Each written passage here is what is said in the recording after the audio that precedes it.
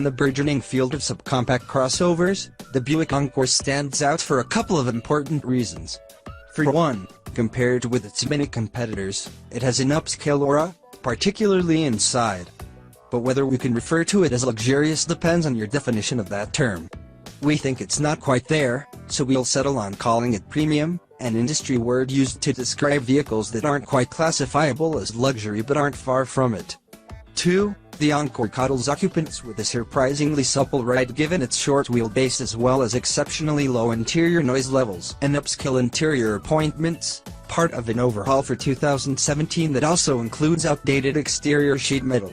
Those traits may not necessarily qualify the Encore as luxury, but they are subliminal elements in vehicles we regard as premium. The Encore offers two engine choices, both 1.4-liter 4-cylinders, both turbocharged, both long-stroke designs, yet one is standard and the other is an upgrade option. There are significant distinctions. For example, the base engine has a slightly smaller bore, a little less displacement, 1364 cubic centimeters versus 1399, a lower compression ratio, 9.5:1 versus 10.0:1, and port rather than direct fuel injection. The net result of these differences is a power disparity that may seem modest, but in the realm of this small fry is significant: 138 horsepower and 148 pounds-foot of torque for the base version, 153 horsepower and 177 pounds-foot for the upgrade. The higher output engine is an $895 option on the Sport Touring trim level as well as, in ascending order, the preferred 2, Essence, and Premium. It can be had either with front or all-wheel drive.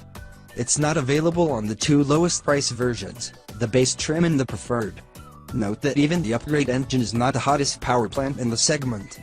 The Kia Soul Turbo 201 horsepower and the Nissan Juke 188 ponies have a lot more punch, and they get off the line with greater urgency. The Jeep Renegade offers a 180 horsepower 2.4-liter, but in rugged Trailhawk trim it's pudgy at nearly 3,600 pounds and a tad lethargic.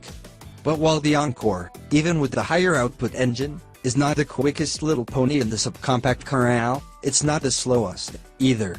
In our recent test of a front-drive Sport Touring Encore, we recorded a 0 to 60 miles per hour time of 7.8 seconds and a 16.2-second quarter mile at 86 miles per hour. We characterized those results as peppy, noting that it was the quickest Encore we'd tested. Adding all-wheel drive, of course, adds mass. This all-wheel drive Sport Touring weighed in at 3,382 pounds versus 3,244 for our front-drive example. We photographed an Encore Premium. And the inevitable consequence of greater mass is slower acceleration, in this case 8.4 seconds to 60 and 16.6 seconds through the quarter mile at 83 miles per hour. Those results don't really constitute peppiness.